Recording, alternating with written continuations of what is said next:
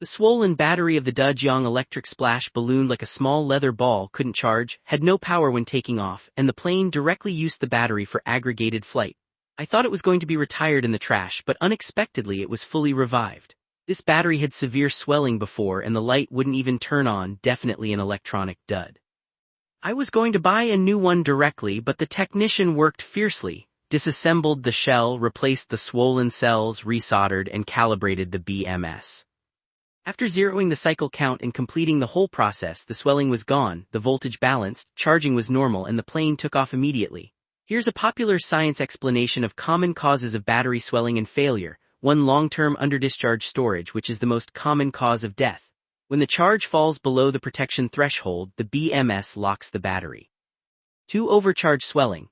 Long-time use without unplugging the charger or using a non-original charger causes cell swelling, internal structure damage, and basically scrapping.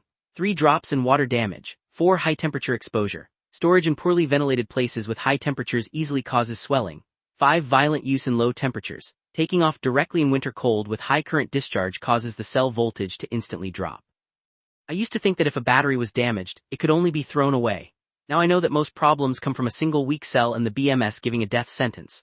Replacing the cells and adjusting parameters can rejuvenate old batteries, restoring endurance almost like new so it can still accompany me on flights and shooting great footage. Don't let your scrapped batteries gather dust anymore. Rest them and fight for a few more years. It's not a dream.